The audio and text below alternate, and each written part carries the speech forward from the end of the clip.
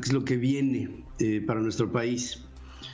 Bueno, estamos ante, dice López-Gatell, que es una segunda ola de contagios por el COVID. Yo no digo que sea una segunda ola, yo más bien diría, como dice Anthony Fauci, que es como una elongación en la que se presentó un momento de contagio, cuando, digamos, oficialmente nos empezamos a guarecer producto de la pandemia, ya por marzo de este año que corre. Pero esto no ha parado. ¿Cuántas veces se dijo desde la óptica del gobierno federal que ya estaban aplanando la curva? Pero pues este juego no fue así. No es que hayan aplanado la curva. De hecho, la curva en ningún momento se ha ido para abajo. Lo que ha tenido son momentos que a veces con más, a veces con menos, los contagios no han parado, no han cesado. Y ahora lo que está experimentando el mundo y México, con diferentes matices, porque en México se le han descalificado muchos de los sistemas y de los esquemas en los que ha incurrido el gobierno y los gobiernos estatales para atacar esta pandemia, pues se nos ha descalificado muy feo, porque se nos ha puesto en el último lugar con 10% de mortandad y una enorme cantidad de contagios que han sido totalmente fuera de control y que el gobierno no acusa recibo de lo que es una responsabilidad gubernamental que nos pega y que la consecuencia es muerte. Gobernadores opositores que están agrupados en la Alianza Federalista han demandado al gobierno federal que se den a conocer con precisión los planes para la adquisición, para la distribución, para la aplicación y las posibilidades en la distribución con los sistemas de ultracongelación de la vacuna en contra del COVID. Y no solamente la vacuna, sino cuáles vacunas y cómo. Hay vacunas que tienen un porcentaje de asertividad en función de los protocolos que se han hecho hasta la fase 3. Hay vacunas que tienen otro, en términos de porcentaje. Hay vacunas que necesitan una ultracongelación por abajo de los 70 grados bajo cero. Hay otros que requieren una congelación de 7 o de 8. Hay vacunas que provienen de centros de investigación que cuando se inocula, me imagino, porque no ha habido pautas, no puedes tener primero tú una vacuna y que después en la segunda oportunidad que se te presentara a lo mejor en 3 meses, te vacunaras con otra marca o con otro tipo de recurso, diferente al primero que te pusieron.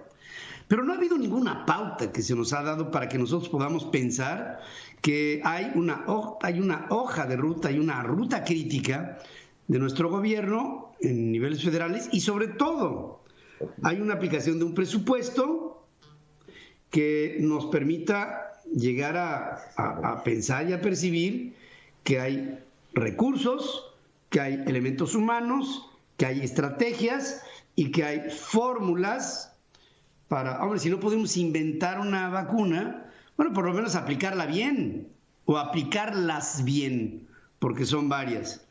Dicen los gobernadores de la Alianza Federalista, reconocemos y celebramos las gestiones realizadas por el gobierno de Coahuila, estado miembro de la Alianza Federalista, que lo han llevado a ser una de las primeras entidades en México para iniciar la vacunación en contra del COVID el próximo 22 de diciembre. Y reconocen los de la Alianza Federalista porque llegaron a pensar que siendo Coahuila un estado que pertenece a esa alianza, tal vez la federación lo hubiera excluido de las primeras aplicaciones de la vacuna, como haciendo ver que por no ser de la Cuarta Transformación o de Andrés Manuel López Obrador, pues no pudiera ser o no debiera ser incluido Coahuila entre los estados prioritarios.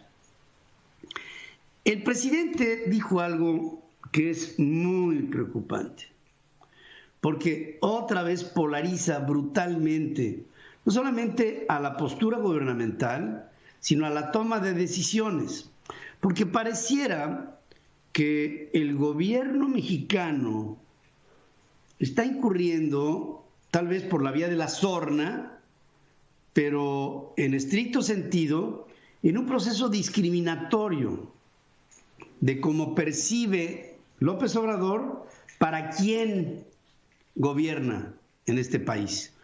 Oigan ustedes lo que dijo, que yo cuando lo vi no lo podía creer porque ya los límites de un discurso que viene desde la boca del presidente de la República, no pueden ser manejados así. Oigan. La 4T es el poder de los narcos. Y si lo analizamos profundo, o sea, le quitamos la parte esta discriminatoria, pues tiene razón.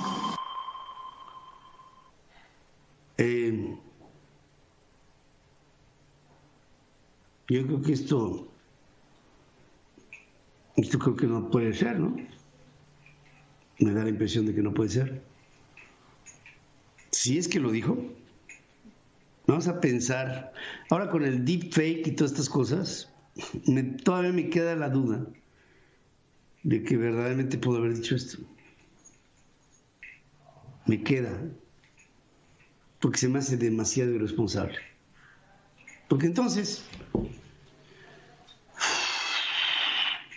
podemos pensar que un presidente nada más gobierna para un sector. Olvídense de la connotación discriminatoria. Nada más gobierna para un sector. Es una pregunta que tiene muchas aristas. Y en estricto sentido, y perdón por la parte peyorativa, pero es real. Porque con este discurso el presidente asegura una adhesión de un sector de la población, pero también asegura la segmentación de otra parte de la población. Y esto resulta por demás lamentable. Todos los partidos políticos están al pendiente, esto para lo que viene, de cómo se va a aplicar esta vacuna. ¿Quiénes van primero? ¿Quiénes van después? Se ha hecho una especie de proceso logístico que no se ha comunicado suficientemente, en el que primero va el sistema médico para poder de ahí partir con cierta seguridad para que ese mismo sistema imparta en los demás la inoculación de esta vacuna en los brazos de los mexicanos. Y vendrán prioridades, primero con la tercera edad, con aquellos que son víctimas de enfermedades crónico-degenerativas y así la cadena sucedánea hasta llegar a cubrir a la población. La pregunta que nos hacemos es, ¿de verdad habrá la capacidad para que lleguemos hasta los lugares más recónditos de México en aras de que la gente realmente quede inmunizada? Estos costos, la relación beneficio-costo, ha sido analizada hasta el punto en que podríamos garantizar un resultado para que toda la sociedad se sienta a gusto y tranquila de que está siendo protegida con una serie de estrategias que compran la vacuna, acumulan la vacuna, conservan la vacuna, diseminan la vacuna y la aplican en tiempo y forma. ¿Qué veremos en el camino? ¿En dónde o en qué momento podremos decir que verdaderamente haremos todo para llegar a una nueva normalidad en la que México esté a salvo?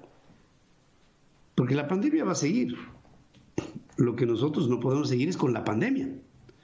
Y la vacuna nos hará hacernos a un lado, si es bien aplicada.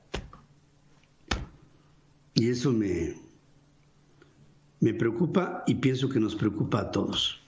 Vacuna, situación económica y hambre son para mí el trípode de la preocupación presente y futura en mi querido México. Y veo que las tres derivan en una consecuencia: confrontación y violencia. Me duele, pero es lo que veo en el camino hacia adelante. Finales de este año, primer trimestre del año que entra, será un túnel oscuro por el que tendrá que pasar nuestro querido pueblo.